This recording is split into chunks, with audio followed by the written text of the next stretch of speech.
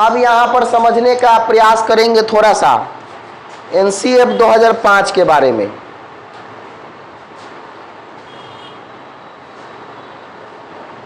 चलिए, हम लोग पढ़ रहे थे किसको? एनसीएफ 2005 को। ठीक है बात। एनसीएफ 2005 के विशेषता पर हम लोग चर्चा कर रहे थे। विशेषता पर ही ना चर्चा हो रही थी। विशेषता में हम लोगों ने क्या क्या पढ़ा था कि शिक्षा का अब तक का सबसे नवीनतम रिपोर्ट है, ज्ञान को स्कूल के अलावा बाहरी जीवन से जोड़ना है, पढ़ाई को रटंती प्रणाली से क्या करना है?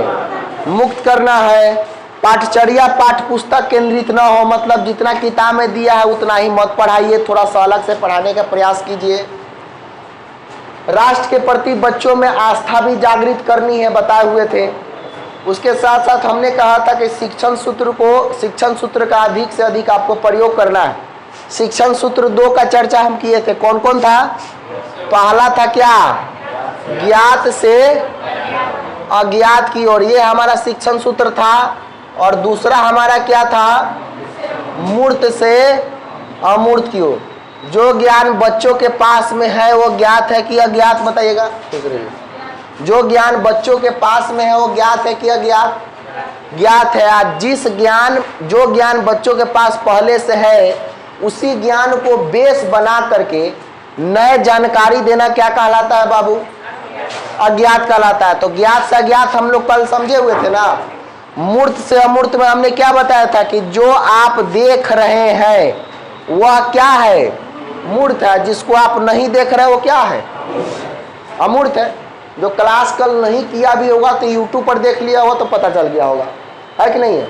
तो ये हो गया क्या? हमारा मूर्त। और ये हो गया हमारा अमूर्त। बच्चा को दिखाना है पहले कि नहीं दिखाना है? बताइए तो।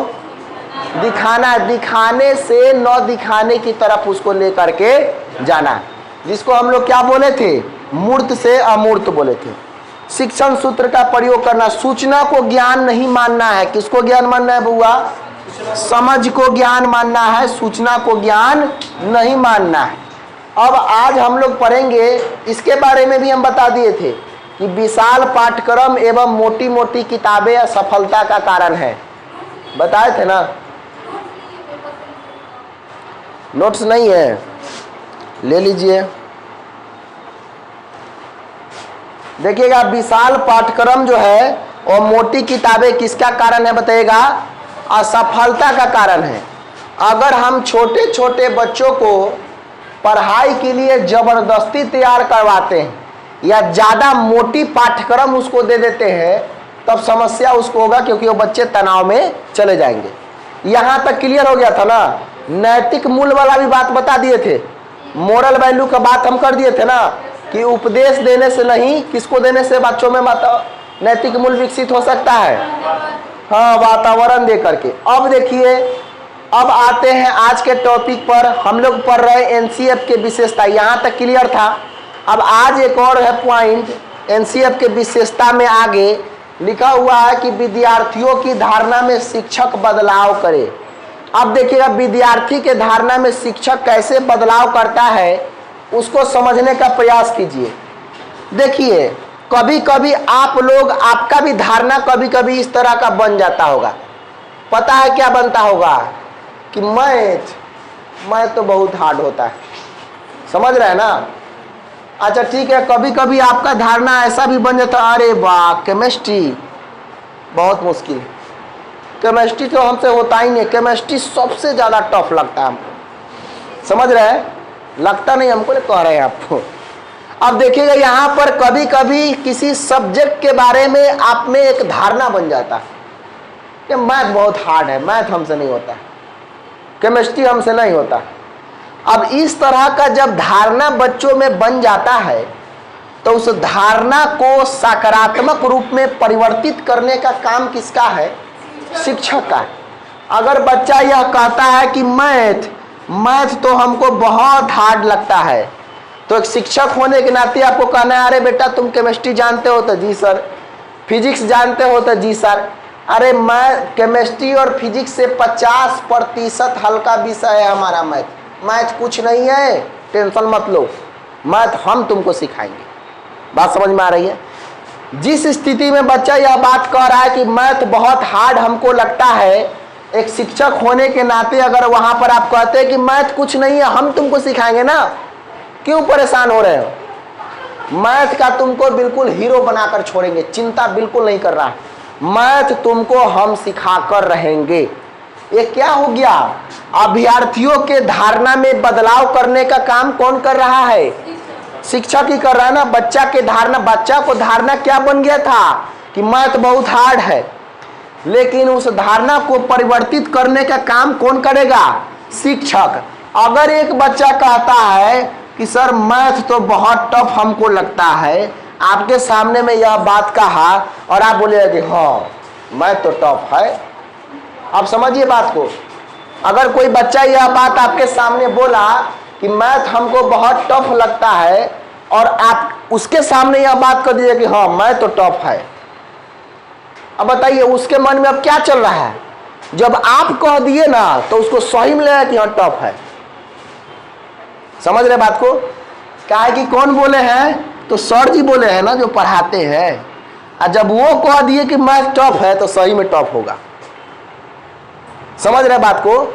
लेकिन मैथ बच्चा के नजर में टफ है और सर जी कहते हैं कुछ नहीं है, हम तुमको सिखाएंगे, हम तुमको पढ़ाएंगे, तब बच्चे में एक पॉजिटिव मोटिवेशन आ जाता है, सकारात्मक अभिप्रेरणा गुजरता है और उसको लगता है कि हम कर सकते हैं। बात नहीं कीजिए, उसको लगता है कि हम कर सकते हैं और मैथ कुछ नहीं है हमारे लिए, हम मैथ बना सकते हैं, क्योंकि सर जी ऐसा हमको जो है विश्वास दिलाए।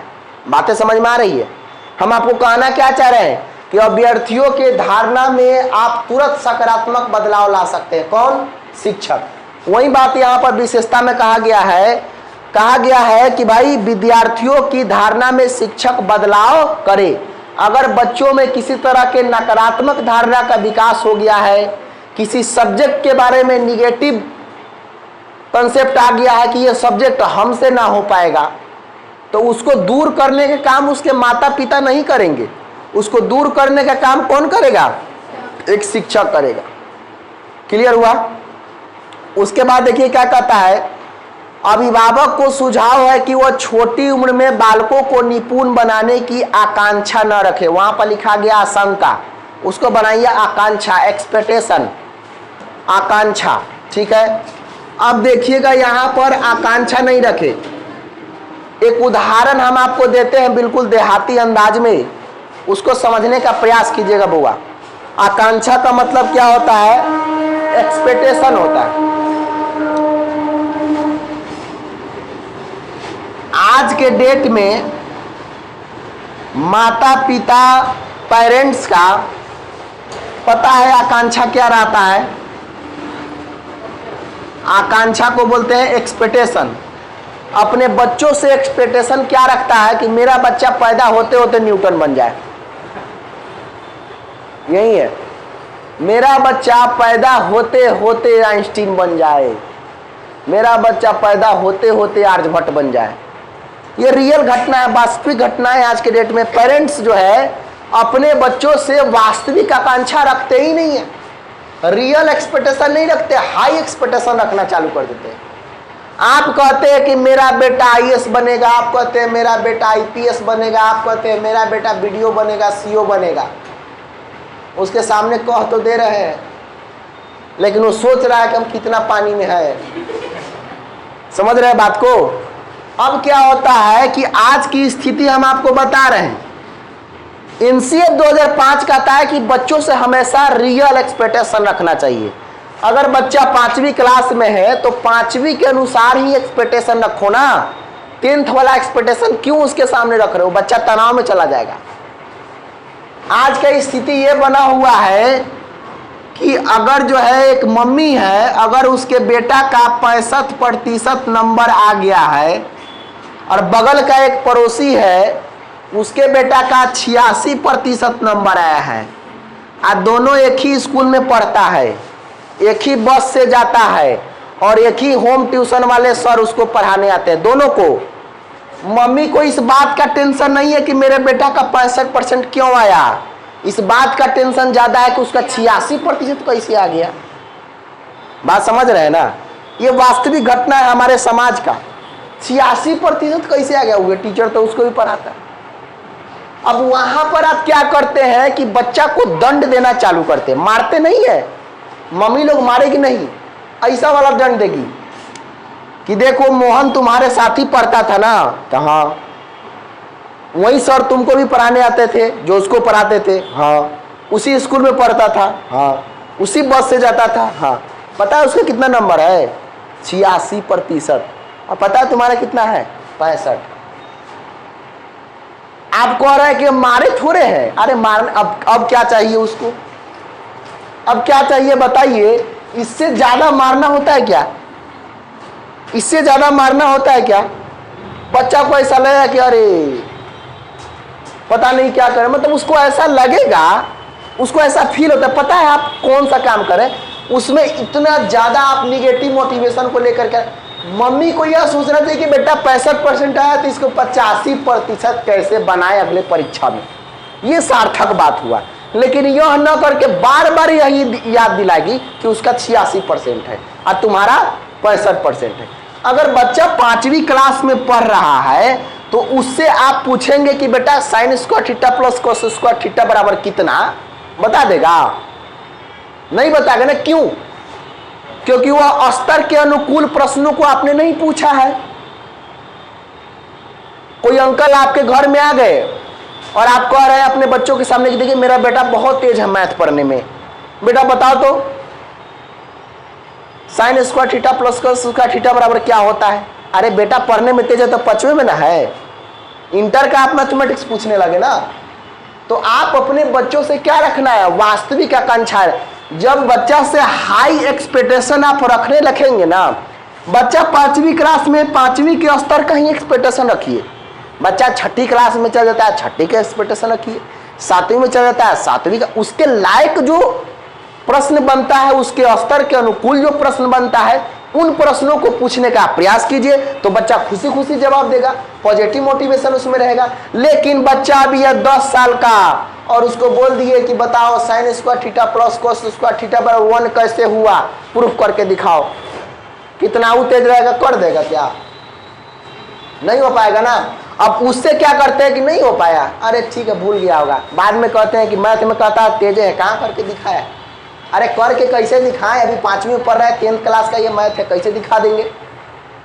तो बच्चों से हमेशा कैसा एक्सपेक्टेशन रखना है बताइएगा? रियल एक्सपेक्टेशन, वास्तविक आकांक्षाएं बच्चों से रखनी है।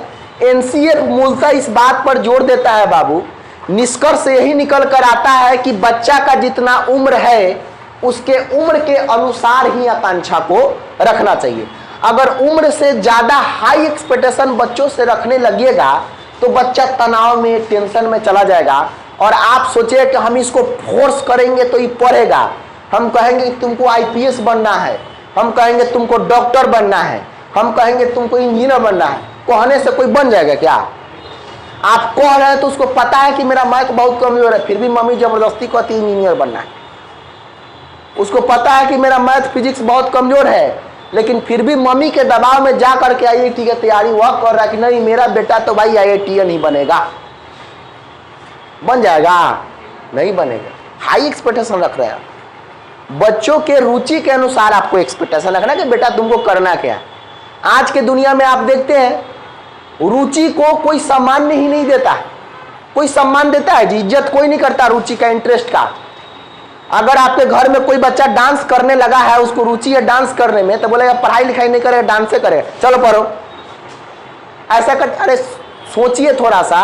मनोविज्ञान कहता है कि भैया डांस कर रहा है तो हो सकता है कि डांस में रुचि हो। क्या डांस में लोग नाम नहीं कमा रहे हैं? कमा रहे हैं ना। लेकिन रुचि का कोई कदर यहाँ पर नहीं है। ग्रामीण इलाकों में आप अभी भी देखते होंगे कि अगर आपके घर में अगर लड़कियां हैं तो लड़की है तो भैया आर्ट्स लेगी, ठीक है बात। अब मैट्रिक में लड़की का आया है कितना प्रतिशत? 75%। और आपका प्यारा बेटा है उसका आया है 55%। कोई बात नहीं, साइंस लेगा,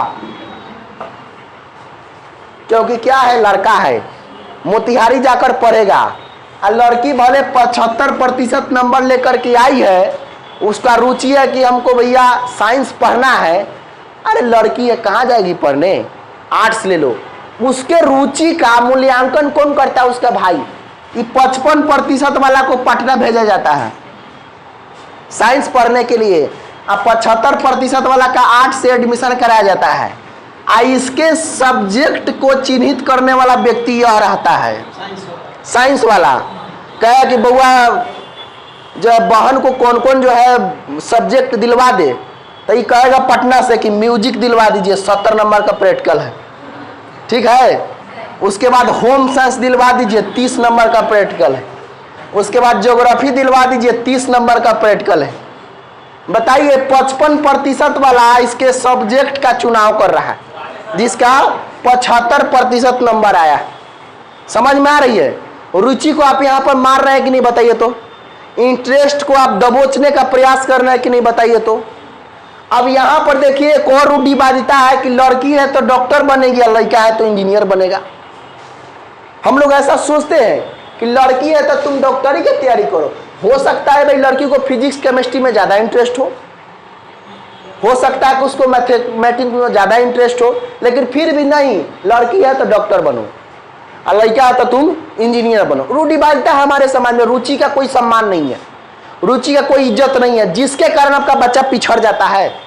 अपने बच्चों को रुचि को जानने का प्रयास कीजिए, अपने बच्चों को इंटरेस्ट को जानने का प्रयास कीजिए। इसीलिए कहा जाता है कि बच्चा से हमेशा वास्तविक आकांक्षाएं रखने का प्रयास कीजिए, रियल एक्सपेक्टेशन रखने का। एनसीएफ जो बात कह गया है वो बिल्कुल यूनिवर्सल ट्रूथ है, सार्वभौमिक सत्य है, उसको आप काट नहीं सकते। एक बात ध्यान रखिएगा। तो इसलिए एनसीएफ का विशेषता में यह बातें कही गई है कि विद्यार्थियों के धारणा में शिक्षक बदलाव करे और अभिभावक को सुझाव, अभिभावक का मतलब पेरेंट्स को सुझाव है कि छोटी उम्र में, मतलब कि बच्चा हमारा पैदा होते होते न्यूटन न बने, आइंस्टीन न बने, ये वाला बात आपको छोड़ देना। मतलब छोटी उम्र में बालकों को निपुण बनाने की आकांक्षा नहीं रखे। उम्र के अनुसार आप बच्चों से एक्सपेक्टेशन कीजिए। हम नहीं कह रहे कि आप अपने बच्चों से एक्सपेक्टेशन नहीं कीजिए, लेकिन हाँ उम्र के अनुसार, उसके कैपेसिटी के अनुसार, उसके कैपेबिलिटी के अनुसार आप जो है उससे आकांक्षा रखने का प्रयास कीजिए। अब एक बच्चा जो है विकलांग है, उसको दौड़ने में दिक्कत है या दौड़ नहीं पाता है, लेकिन आप समझते एक्सपेक्टेशन रख लीजिए कि मेरा बेटा तो आर्मी बनेगा। अब बताइए आर्मी कैसे बनेगा भाई? फिजिकल डिसेबिलिटीज है, उसमें कैसे बन सकता है? आप सोचिए। हाई एक्सपेक्टेशन नहीं रखना है, बच्चों को रुचि के अनुसार एक्सपेक्टेशन रखने का प्रयास करना है। निष्कर्षतः हम आपको बताने का प्रयास कर रहे हैं कि बच्चा से हमेशा अभिभावक को कैसा एक्सपेक्टेशन रखना चाहिए? वास्तविक आकांक्षाएं। क्लियर हुआ? समझ में आया क्या होता? देखिए एक टॉपिक पर हम बहुत सारा उदाहरण देते हैं, आपको पता है क्यों? हम एक उदाहरण चाहते ना, मेरे समय का बचत हो जाता। हम चाहते ना तो किसी एक का उदाहरण दे करके आराम से निकल जाते, लेकिन पता है हमको ये बात पता है कि आपको ना इस लाइन को रटने से कोई फायदा नहीं होने वाला। हमको पता है इस लाइन में जो बातें हम आपके व्याख्या के माध्यम से आपको समझाने का प्रयास करते हैं वही आपके लिए लाभदायक होता है। तो जितना बोलेंगे ना उतना ही कॉन्सेप्ट आप में डेवलप होगा, और नहीं बोलेंगे, जितना कम बोलेंगे उतना तैयारी आपका कमजोर होते जाएगा। क्योंकि यह टीचिंग की तैयारी है बाबू, इसमें जितना ज़्यादा लेक्चर को गहनता से आप सुनिएगा उतना ही ज़्यादा आपका कॉन्सेप्ट जो है वो क्लियर होगा। अब जो भी बात हम आपको पढ़ा दिए सब पर एक एक कहानी बताए। हम मूर्त से अमूर्त वाला पर भी कहानी बताए, ज्ञात से अज्ञात वाला पर भी कहानी बताए कि नहीं बताए? बताइए। हम ज्ञान को स्कूल के बाहरी जीवन से कैसे जोड़ना है वो उसका भी कहानी बताए ना। बच्चा से वास्तविक आकांक्षा क्यों रखना चाहिए इसका भी कहानी बताए। सब लाइन पर एक एक कहानी को ध्यान में रखना है। अब आइए नेक्स्ट पॉइंट, नेक्स्ट विशेषता क्या है? निपुण मतलब होता है परिपूर्ण। परिपूर्ण का मतलब ये होता है कि एकदम से बिल्कुल तेज तरार बना देना कि ना एकदम ठीक ठाक है, बढ़िया है। समझ रहे हैं? अब उसके बाद में देखिएगा, बालकों को स्कूल के बाहरी जीवन में तनाव मुक्त वातावरण प्रदान करे। अंडरलाइन कीजिए इसको। जो बच्चा है उस बच्चा को स्कूल के बाहर जीवन में क्या करना है? तनाव मुक्त वातावरण। तनाव मुक्त वातावरण का मतलब होता है टेंशन फ्री इन्वायरमेंट बच्चों को प्रदान कीजिए। जब बच्चे स्कूल में जाते हैं तो बड़ी तनाव में रहते हैं, ऐसा किसका कहना है? एनसीएफ 2005 का। क्यों? क्योंकि आज के डेट में प्राइवेट स्कूल का स्थिति आप देख रहे हैं, 1 घंटे भी लीजर नहीं जाता है। देखते हैं ना, हिंदी के बाद इंग्लिश वाले सर, इंग्लिश के बाद संस्कृत वाले सर, संस्कृत के बाद साइंस वाले सर, फिर बीच में लंच होगा आधा घंटा के लिए, फिर सोशल साइंस वाले सर, फिर राइटिंग वाले सर, फिर हिंदी वाले सर, फिर अदर्स एक्टिविटी वाले, फिर चित्रकला वाले, फिर सिंगिंग वाले, फिर डांसिंग वाले। मतलब कि बच्चा सुबह 6 बजे जब जाता है स्कूल में, तब से लेकर के और 2 बजे तक एकदम पूरा व्यस्त रहता है, पूरी तरह से बिजी रहता है। क्योंकि प्राइवेट स्कूल में आप देखते हैं ना कि उसमें का जो टीचर होता है, उसे डायरेक्टर उसका जहां जहां खून होता है वहां से सिरिंज से निकालता है पहले। समझ रहे हैं ना? अब हम यह बात क्यों कर रहे हैं? क्योंकि आप अगर कहीं प्राइवेट संस्थान में जाकर के टीचिंग कराए होंगे स्कूल में, तो निश्चित रूप से आपका जब तक आप 6,000 रुपये आपको तब देगा जब उसको 12,000 रुपये आप कमा कर दीजिएगा। समझ रहे हैं ना? आप 16,000, आपको 8,000 तब देगा जब उसको आप 16,000 देते होंगे। तो निश्चित रूप से आप 1 मिनट वो आपको बैठने नहीं देगा, निश्चित रूप से। ठीक है ना? मैडम इस क्लास में से निकली, बस उस क्लास में जाइए, हिंदी हो उधर। एलकेजी में से निकलना है यूकेजी में, यूकेजी में से 1, 1 से 2, 2 से 3, 3 से एम लगातार घंटी रहता है कि नहीं? रहता है कि नहीं बताइए? अब देखिए, जब लगातार घंटी है मैडम का, तब मैडम तो पढ़ाती है बच्चा को ही ना, तब बच्चा भी परेशान है उनके कारण। अब क्या होता है कि एनसीएफ के अनुसार कहा जा रहा है कि बच्चे जब स्कूली परिवेश में रहते हैं तो बिल्कुल तनाव में रहते हैं, टेंशन में रहते हैं। हिंदी के बाद इंग्लिश, इंग्लिश के बाद सोशल साइंस, सोशल साइंस के बाद साइंस, साइंस के बाद एक्टिविटी, डायरी मेंटेन वगैरह वगैरह जो भी। कहता है कि भैया जब स्कूल से बच्चा आए तब उसको थोड़ा सा टेंशन फ्री माहौल देने का प्रयास कीजिए। बच्चा ऑलरेडी 6 बजे से लेकर के 2 बजे तक बिल्कुल टेंशन में होकर के आ रहा है, बस से उतर रहा है। इसे उतरने के बाद यहाँ पर मम्मी गेट पर खड़ी है, और उसके बाद देखिए मम्मी क्या करती है, फिर से एक्स्ट्रा ट्यूशन, होम ट्यूशन होता है ना, एकदम जो है होम ट्यूशन। पता है कितना बजे फिक्स करेगी? हमारा बच्चा सर 2 बजे आ जाता है स्कूल से, आधा घंटा खाने के लिए 2:30 बजे आप आ जाइए। जैसे ही बच्चा जैसे ही बस से वह उतरा, उसके बाद में थोड़ा सा जल्दी से नाश्ता करो, सर आ गए। उसके बाद सर सही में आ गए, 2:30 बजे टाइम था उनका। फटाफट से नाश्ता किया, उसके बाद में फिर होम ट्यूशन वाले सर आए, फिर बैठ गया पढ़ने के लिए, पढ़ रहा है, फिर 1 घंटा पढ़ा। 2:30 बजे से लेकर 3:30 तक, 4 बजे तक। बीच बीच में मम्मी चाय देने आएगी सर को, तो सर इसको होमवर्क दीजिएगा बढ़िया से, बहुत खेलता है, ये वाला टोन करके तब जाएगी। बिस्किट लेकर के आएगी, बोलेगी सर इंग्लिश में बहुत कमजोर है, थोड़ा ध्यान दीजिएगा। सर इंग्लिश में होमवर्क आप नहीं देते हैं, थोड़ा सा इंग्लिश में ज्यादा होमवर्क दीजिएगा। जब नाश्ता लेकर के आएगी वो बात कहकर जाएगी। समझ रहे हैं बात को? ये सब वास्तविक घटनाएं बता रहे हैं, ये सब हम नहीं उलूल जुलूल की बातें नहीं कर रहे हैं। अरे आपके साथ में घटना घटित हुआ होगा। अब उसके बाद देखिए कि ये जो सर थे, ये सर किसके लिए थे? साइंस के लिए। समझ रहे हैं ना? साइंस के लिए। मम्मी को अभी भी ठिकाना नहीं कि बच्चा को थोड़ा सा छोड़े, नहीं। इसके बाद एक और सर आएंगे, special speaking class, English speaking वाले। अब ये 3:30 में गए, फिर से आधा घंटा का थोड़ा सा टाइम मिला, नाश्ता किया, फिर वो सर आ गए, फिर वो पढ़ा रहे हैं बच्चा को। पढ़ते पढ़ते सुबह 6 बजे से लेकर के शाम को बच गया कितना? 6। और जब दूसरे वाले सर जब जाते हैं तब बच्चा थोड़ा सा गेट खोल कर निकलने का प्रयास करता है। और जैसे ही प्रयास करता है तो मम्मी का किचन से आवाज आता है, कहाँ चल दिया? तो नहीं, कहीं नहीं जा रहे, बाहर निकल रहे। होमवर्क बनाया है, स्कूल का होमवर्क बनाया है, पहले वाले सर का होमवर्क बनाया है, साइंस वाले सर का होमवर्क बनाया है, इंग्लिश वाले सर का होमवर्क, चलो बैठो पढ़ो। फिर बच्चा रात में, सच बता रहे हैं आपको, बता रही है एकदम रियल वास्तविक, रात में फिर से बैठता है, फिर से पढ़ता है। वो English homework, Hindi homework, science homework, fair करना। ऊपर से उस मैडम का भी प्रेशर स्कूल वाला कि कल हमको साइंस का फेयर चाहिए किसी भी तरह। एक अलग तरह का हिटलर शाही व्यवस्था है प्राइवेट स्कूल में। कल हमको साइंस का फेयर चाहिए क्लासमेट के कॉपी पर, माफ नहीं कर सकते हैं कल। बच्चा उसके तनाव में है। अरे भाई बच्चा बच्चा है, आप समझ रहे हैं क्या कर रहे हैं आप? रात को फिर से 6 से 7 से 8, 7 से 8, 8 से 9 पढ़ा, सबका होमवर्क बनाया, मम्मी कहते जल्दी खाना खाओ, सो जाओ, सुबह 6 बजे जगना है। फिर उसका दिनचर्या उसी तरह से है, रात में खाया सोया, सुबह अभी आधा नींद में, जाओ जल्दी बस आ गया, जल्दी चलो, जल्दी तैयारी हो, जल्दी स्नान करो, जल्दी नाश्ता करो, पैकिंग करेगा, फिर से बस में उसको रखेगा। पता है बस में जा करके बच्चा ऐसे खिड़की की तरफ सोचता कि भैया हम कहाँ आ गए। उसके जीवन का स्थिति केवल हम समझते हैं कि क्या सोच रहा है। हम किसी बच्चा को बस में देखते दम ऐसे बैठा रहे, कोई दुनिया से उसको मतलब नहीं है। बगल में बच्चा कोई खेल रहा है बस में, लेकिन वो ऐसे ही खिड़की के पास मुंह लटका के बैठे। हम सोचते हैं इसके ऊपर मनोविज्ञान बीत रहा है। समझ रहे हैं बात को? हमको यही लगता है कि मेरा साइकोलॉजी इसको फील कर रहा है, इसको फील कर रहा है कि हम उससे अच्छा तो नहीं आते। उसको ऐसा लगता है कि उससे अच्छा हम नहीं आते, क्या जरूरत था भाई हमको आने का। बताइए, आप जिंदगी तबाह कर दिए भाई उसका।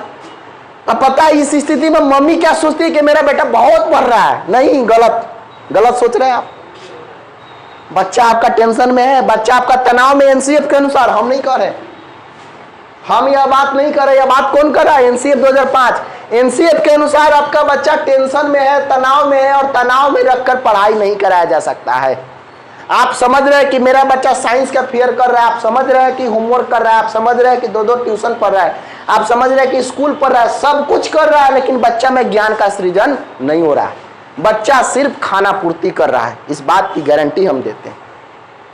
वही वह बच्चा है जो किताबी कीड़ा बन के रह जाता है। वही वह बच्चा है जिसमें सोशल डेवलपमेंट नहीं हो पाता है, सामाजिक विकास। सामाजिक विकास नाम का भी कोई चीज होता है जो किताबों में नहीं मिलता है। वो घर परिवेश में जा करके, अगल बगल के दोस्तों से मिल करके, वार्तालाप करके मिलता है। समाज में विकास, सामाजिक विकास, सोशल डेवलपमेंट। आपके बच्चा में सोशल डेवलपमेंट नहीं हुआ, आप तो बच्चों को किताबी कीड़ा बना दिए। धीरे धीरे आपका क्या होगा? अटैचमेंट जो है वो पेरेंट से बच्चों का हटने लगता है। पेरेंट से बच्चों का अटैचमेंट क्या होता है? इमोशनली अटैचमेंट हट जाता है। और वही वह बच्चा है जिसको आपने किताबी कीड़ा बनाया है। मोतिहारी से पढ़कर पटना जाएगा, पटना से पढ़कर दिल्ली जाएगा, दिल्ली से पढ़ करके यूएसए जाएगा, विदेश में बीटेक करके एक इंजीनियर अच्छे कंपनी में उसका प्लेसमेंट हो गया है, अच्छा पैसा कमा रहा है। ठीक है, वही वह बच्चा है जिसको आपने दंड दिया है शुरू में, वही वह बच्चा है जो आपको वृद्धाश्रम में भर्ती करता है। वही हो, इमोशनली अटैचमेंट खत्म हो जाता है उसका। आप क्यों देखिए, गरीब घर का कोई भी व्यक्ति अपने माता पिता को वृद्धाश्रम में जाकर भर्ती नहीं करेगा। सूखी रोटी खाएगा लेकिन मम्मी पापा को साथ में लेकर के रहेगा। बड़े बड़े घर के लोग देखिएगा जिसको करोड़ों रुपया का पैकेज है, साल में करोड़ों मिलता है, उनके माता पिता वृद्धाश्रम में। कारण क्या है इसके पीछे? सिर्फ आपने पढ़ाई पर ध्यान दिलवाया उसको, सिर्फ आपने यह कहा कि पढ़ो पढ़ो पढ़ो। आपने यह नहीं सोचा कि एक सामाजिक रिश्ता क्या होता है, एक सोशल रिलेशन क्या होता है, और एक इमोशनल रिलेशन क्या होता है। सांवेगिक संबंध नाम का भी कोई चीज होता है जो मम्मी और पापा और दादा और दादी से बात करने से बच्चों में जागृत होता है। उसमें सांवेगिकता तो बिल्कुल हटा ही दिए, इमोशनल डेवलपमेंट तो उसका बिल्कुल खत्म कर दिए हैं आप। केवल किस पर ध्यान देने का प्रयास किए हैं? किताब पर। आप बताइए, आपको बात करने का मन करता है कि नहीं? समाज में आपको बात करने का मन करता है कि नहीं? अभी हम देखते हैं एक मम्मी कपड़ा उतारने छत पर जाती है तो बगल वाले पड़ोसी से 1.5 kg का कपड़ा रखे 1.5 घंटा बतिया लेगी। 1.5 kg का लोड रखे हुए शरीर पर आप फिर भी 1.5 घंटा बगल वाले पड़ोसी से बात कर सकती है, तो आपको बात करने में तो बहुत इंटरेस्ट आ रहा है। लेकिन वो भी तो बच्चा है, वो भी तो मनुष्य है, उसको भी अपने दोस्तों से बात करने का तो मन करता है, तो काहे नहीं करने देते? अब यह बात हमको नहीं कीजिए कि सर आप बच्चों को बिगाड़ रहे हैं, नहीं। यह बात कौन कह रहा है? एनसीएफ 2005। और एनसीएफ 2005 ऐसे ही नहीं कह दिया है, ये बात 21 देश के शिक्षाविदों ने मिलकर के अच्छा सुझाव अपना प्रस्तुत किया है कि बच्चा को स्कूल के बाहर कम से कम टेंशन फ्री माहौल देना चाहिए।